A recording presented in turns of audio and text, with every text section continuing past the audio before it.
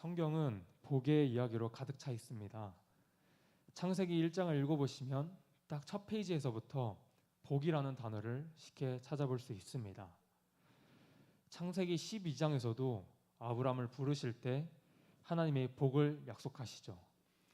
그것은 한 개인에 대한 복이 아니고 아브라함을 통하여 이스라엘의 민족, 그 민족을 통하여 온 세계의 모든 민족이 구원의 복을 받게 하시기 위한 하나님의 계획이 아브라함으로부터 출발했습니다. 신약의 마태복음의 서두에도 주님의 첫 설교는 복에 대한 선포입니다. 하나님은 복의 하나님이시죠. 우리에게 복을 주시기를 원하십니다. 오늘 본문 3절에도 보면 찬송하리로다로 시작이 되는데요.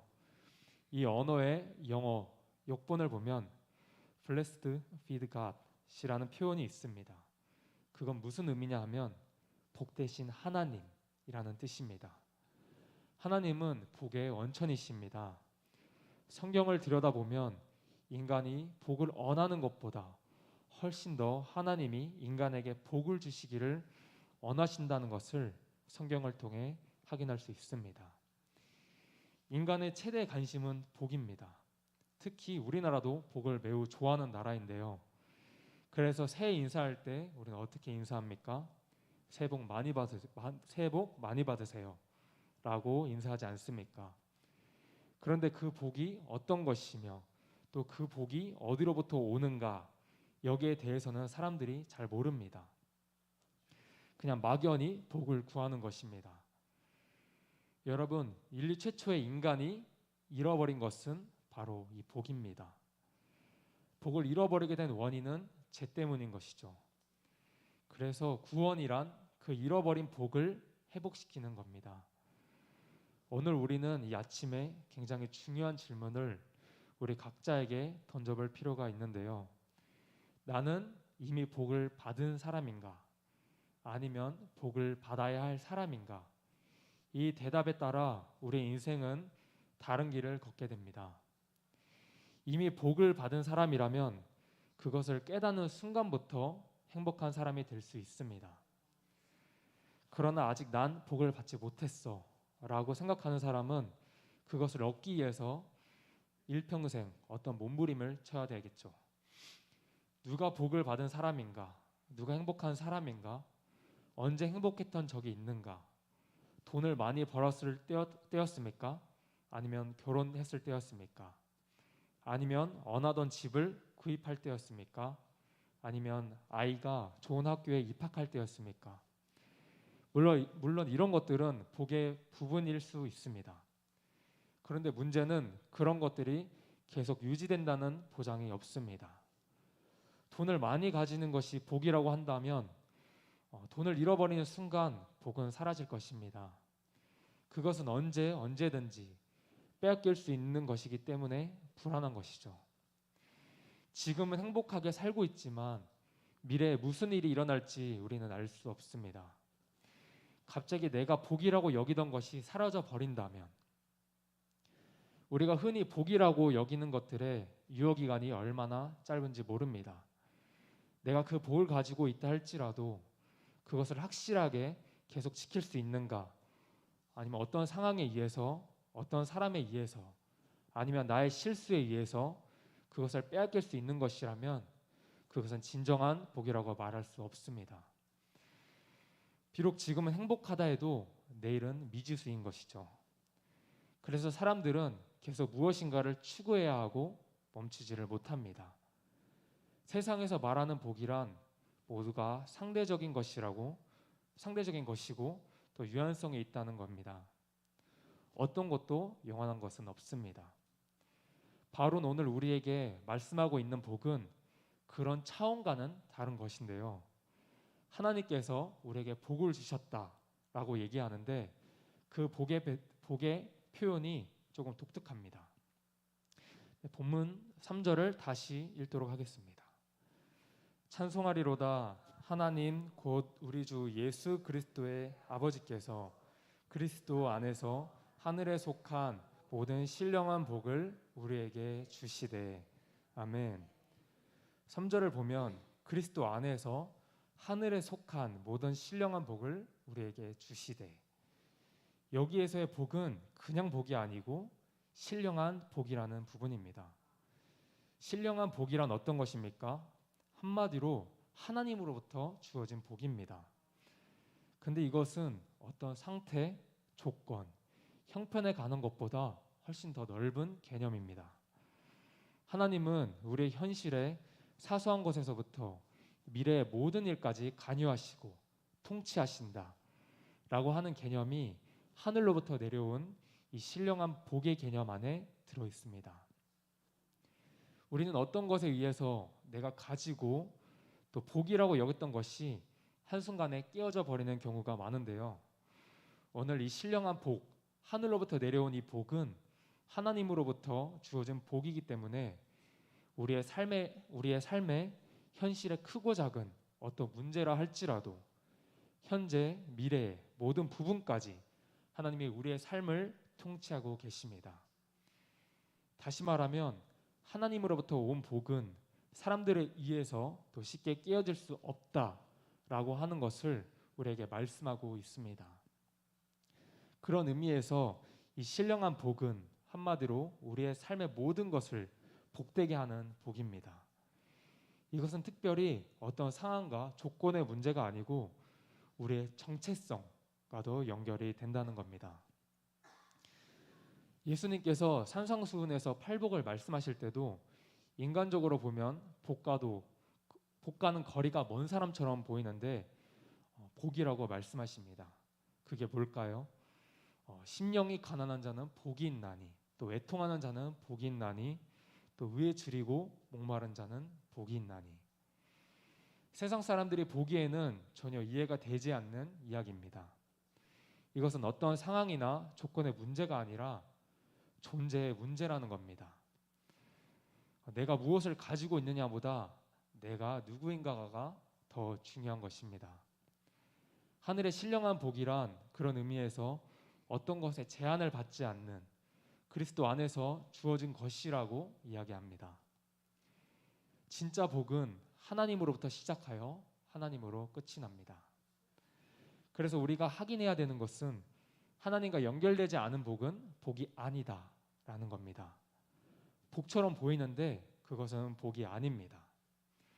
그러나 하나님이 그리스도 안에 있는 우리에게는 하늘에 속한 신령한 복을 주셨습니다.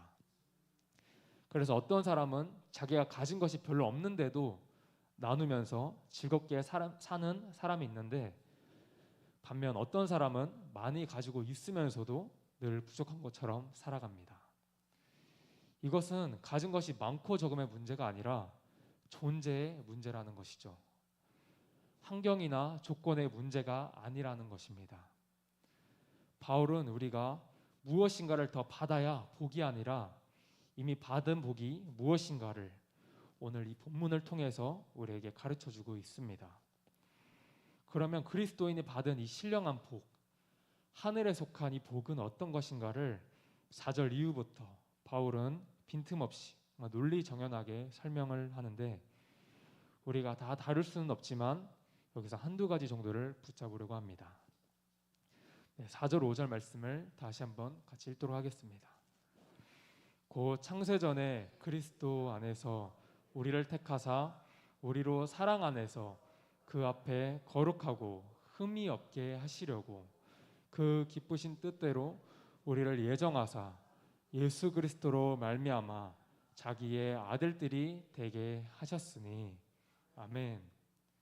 먼저 4절에 보면 곧 창세전에, 이 창세전이라는 시간의 개념을 우리가 이해할 수도 어느 정도의 시간인지도 가늠할 수가 없습니다.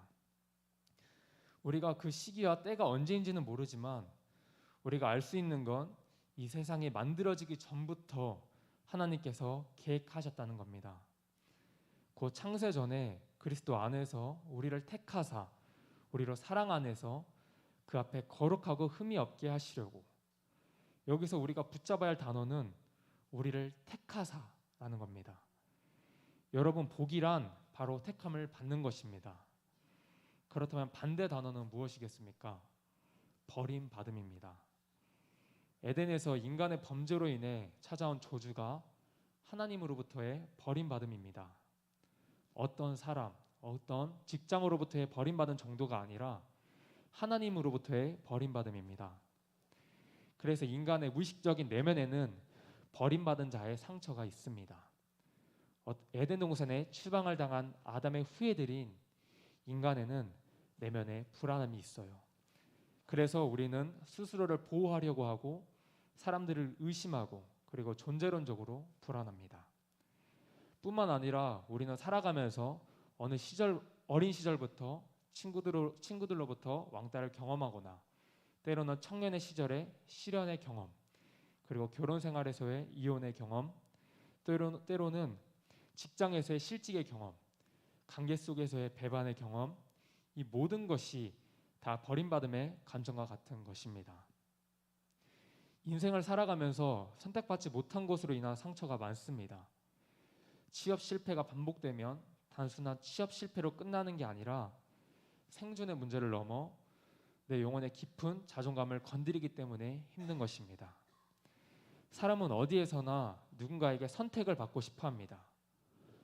어디인가 끼고 싶지만 낄 수 없는 자들의 몸부림을 치는 것을 우리는 삶 속에서 쉽게 찾아볼 수가 있습니다. 성도 여러분, 택함을 받는 것은 엄청난 축복입니다. 그런데 이 택함이 어떻게 우리에게 이루어졌는가? 4절에서는 그리스도 안에서 우리를 택하셨다고 말씀하십니다. 이 의미는 무엇일까요? 여러분, 바로 하나님이 그 아들 예수 그리스도를 십자가에 매달아 내버리심으로, 아들을 십자가에 내버리심으로 우리를 택하여 주셨다는 겁니다. 그러니까 우리는 어쩌다가 하나님의 자녀가 된 것이 아닙니다. 어쩌다 보니 하나님께 붙잡힌, 걸려든 사람들이 아니라 곧 창세 전에 그리스도 안에서 우리를 택하셨습니다. 여러분, 이 택함을 받았다는 것은 정말 엄청난 축복입니다. 이 택해졌다라는 말은 소속의 의미이기도 한데 사람에게 소속감은 매우 중요합니다. 여기서 잠깐 예시를 들면 제가 좋아하는 축구 선수인 손흥민 선수는 토트넘이라는 구단에 속해 있습니다. 그는 훌륭한 선수지만 유럽에 알려진 이 프로축구팀에 들지 않았다면 그의 인생 스토리는 달라졌을 것입니다. 축구 선수에게 속한 팀은 너무도 중요합니다. 유럽의 이 프리미어리그의 구단은 막강할 뿐만 아니라 또 그만한 어마어마한 보장을 해줍니다. 거기에 속했다는 것 자체가 축구 선수에게는 최고의 로망입니다. 그래서 손흥민 선수는 인터뷰할 때마다 이 팀을 거의 빼먹지 않고 이야기를 합니다. 이처럼 선수가 어느 팀에 속해 있느냐는 매우 중요합니다. 그러나 여러분, 여기에 우리가 어디에 속했다라는 말은 또 다른 의미에서 보면 그 선택은 영원하지 않다는 것을 말합니다. 조건적이라는 겁니다. 세상 속에서는 끊임없이 비교하고 평가하고 그래서 선택이 누군가에게는 되지만 어떤 사람은 거절을 받기도 합니다. 우리 인생에서 힘든 게 뭘까요? 이 선택과 거절 사이를 오고 간다는 것입니다. 때로는 내 스스로의 결정에 의할 수도 있지만 타의에 의해서 언제나 유동적인 또는 언제나 평가받고 언제나 선택과 거절로 인해 우리의 마음이 왔다 갔다 하기 때문에 우리의 삶은 업앤다운이 심한 것입니다. 그러나 여러분, 우리가 하나님으로부터 선택받은 것은 다릅니다. 우리의 행위와 우리의 노력과 열심에 의해서가 아니라 그리스도 안에서 창세 전에 예정하신 대로 하나님께 속한 자가 되었습니다. 오늘 성경은 우리가 예수님을 믿겠다고 결정하기도 전에 창세 전에 하나님이 이미 우리를 선택해 주셨습니다. 그것은 우리의 어떤 조건이나 상황에 의해서 흔들릴 수 있는 것이 아니기 때문에 이 선택은 복이라고 이야기하고 있는 것입니다. 그런데 여러분, 우리가 어떻게 선택을 받게 되었습니까? 가끔 우리가 착각할 때가 있는데 신앙생활을 좀 하다 보면 도덕적 우울감에 빠집니다. 나 정도는 그런 대로 괜찮아서 내가 그래서 예수님을 믿게 된 것이지, 그래서 하나님이 나를 선택한 것이지. 여러분, 유대인들이 이런 우월주의가 굉장히 큽니다. 선민의식, 그건 큰 착각입니다. 우리 모두는 다 죄인입니다. 로마서 3장 10절에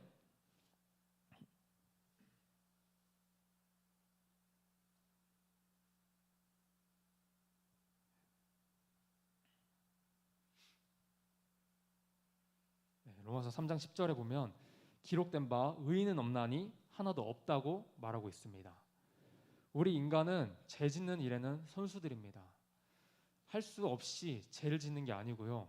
물론 할 수 없이 죄를 지을 수도 있지만 어떤 때는요, 죄 짓기 싫은데 자연스럽게 죄를 짓기도 합니다. 인간은 죄 가운데서 태어나서 죄 가운데 살다가 죄를 짓다가 죽습니다. 부모에게 받은 유전자 중에 핵심적인 것은 바로 죄의 유전입니다.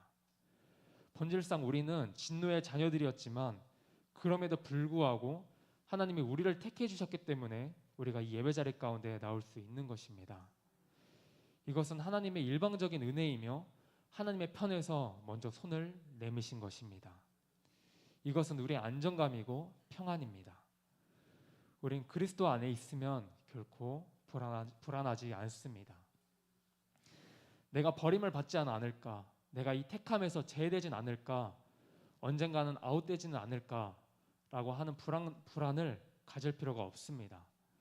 내가 선택을 받는 순간 나는 이미 그리스도 안에서 창세 전에 그의 사랑으로 말미암아 자격이 눈꼽만큼도 없고 잘난 것 하나도 없지만 하나님의 나를 하나님의 자녀로 예수님의 신부로 허락해 주셨다는 것입니다. 오늘 말씀에서 계속 얘기하는 것은 아이덴티티, 정체성에 관한 얘기입니다. 삶이 힘든 것은 이 정체성의 문제입니다. 정체성이 흔들리면 지진이 난 것과 같이 모든 게 흔들립니다. 내가 누구인가? 세상을 살다 보면 흔들릴 때가 한두 번이 아닙니다. 나의 정체성을 결정하는 것은 무엇인가? 나는 누구인가에 대한 확실한 대답을 하지 못하면 삶은 계속 흔들릴 수밖에 없습니다. 성도 여러분, 우리는 스스로 질문을 해야 됩니다. 나는 누구인가? 오늘 성경은 우리에게 복 중에 복, 신령한 복, 하나님이 주신 이 하늘에 속한 신령한 복 가운데 하나가 그리스도 예수 안에서 우리를 하나님의 아들들이 되게 하셨음을 기억하시길 바랍니다. 이것은 우리가 노력해서 획득한 것이 아니라 하나님의 편에서 일방적으로 주신 은혜입니다. 가끔 외국인이 비자를 받았지만 어떤 범죄로 인하여 강제 추방당하는 일들이 종종 있습니다. 근데 하나님의 자녀는 다릅니다. 우리의 부족함에도 불구하고 잃어버릴 수 없는 이유는 그리스도 안에서 창세전에 예정하신 대로 그 기쁘신 뜻대로 하나님의 아들들이 되게 하셨기 때문에 그렇습니다. 이것이 우리의 정체성입니다. 여러분, 자녀의 최고의 특권은 무엇입니까? 아버지가 가진 것을 함께 누리는 특권입니다.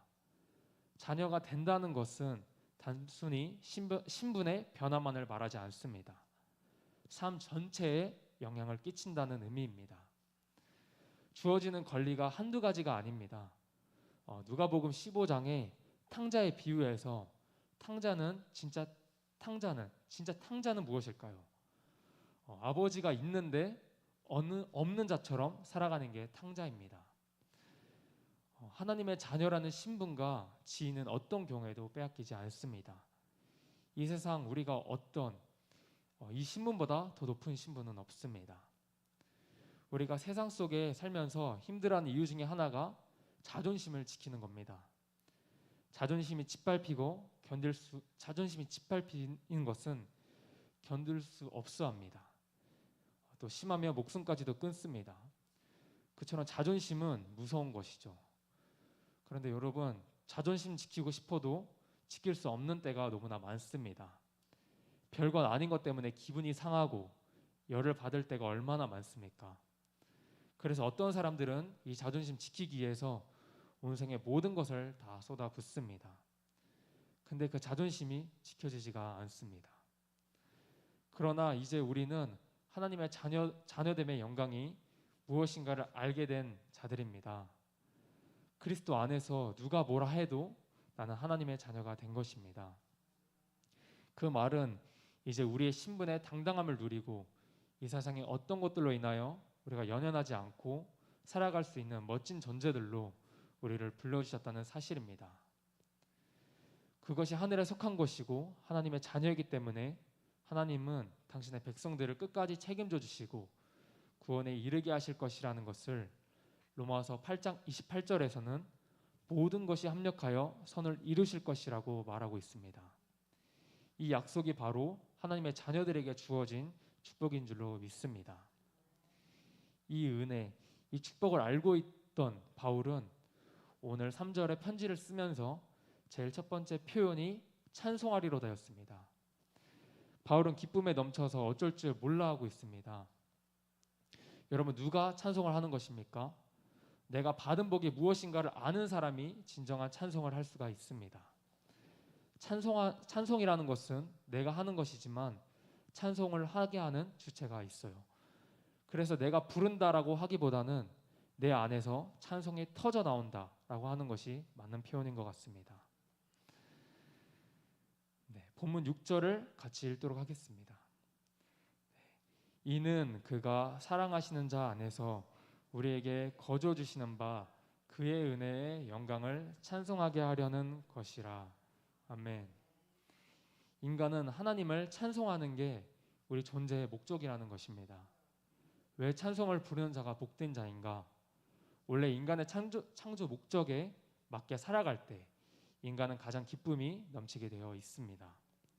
또한 우리가 찬송을 부르는 것만이 아니라 우리의 존재 자체가 찬송입니다.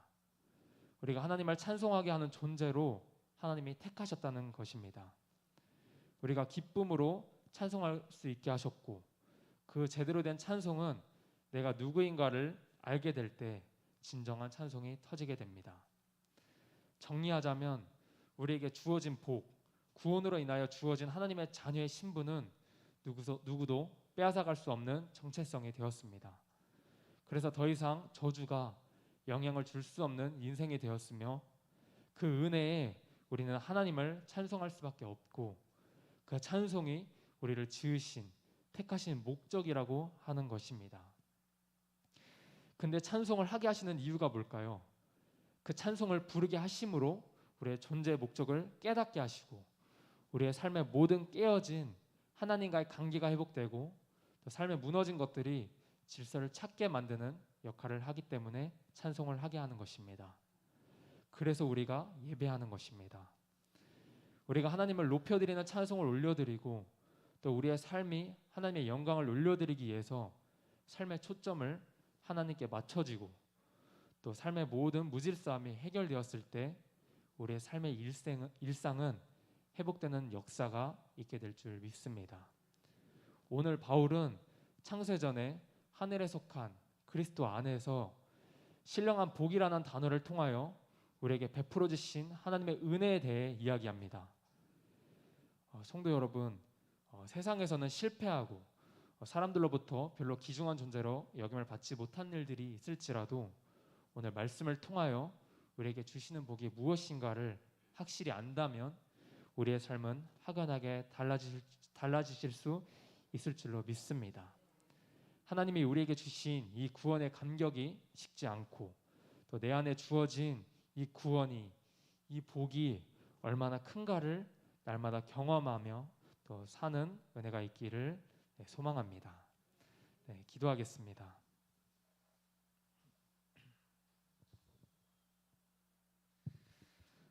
하나님 아버지, 너희가 나를 택한 것이 아니라 내가 너희를 택하여 세웠다고 말씀하셨는데 왜 내가 구원받았는지, 왜 나를 택하셨는지, 왜 나를 하나님의 자녀로 삼아주셨는지 우리는 알 길이 없습니다. 우리에게 주신 이 신령한 복은 우리의 노력과 열심으로 맺고 얻어낼 수 있는 것이 아니라 하나님의 전적인 은혜임을 고백합니다. 우리는 죄인이었습니다. 우리는 죄인 중에 괴수였습니다. 소망 없는 자들이었습니다. 그러나 우리를 택하셔서 의롭다 하시고 하늘의 신령한 복을 주셔서 하나님의 자녀 되게 하심에 진심으로 감사드립니다. 뿐만 아니라 하나님의 비밀의 경륜을 깨닫게 하시고 우리를 미아교회 가운데 불러 모아 주셔서 한 마음과 한 뜻으로 하나님 앞에 예배드리게 하시니 이 또한 하나님의 은혜입니다. 우리를 향하신 하나님의 계획을 창세 전부터, 우리가 태어나기도 전부터 예정하시고 또한 그리스도를 보내주셔서 십자가에 죽게 하심으로 하나님의 뜻하신 바를 모두 이루신 줄 믿습니다. 또한 하나님 아버지, 오늘 우리에게 주신 말씀으로 인하여 다시 한번 우리가 얼마나 복된 자인가를 확인하게 하여 주시옵고, 이를 통해 우리에게 주신 주님의 사랑과 은혜를, 그 신령한 복을 이웃과 세상 가운데 흘려보내며 살 수 있도록 역사하여 주시옵소서. 그렇게 하실 주님을 찬양하며 예수님의 이름으로 기도드립니다. 아멘.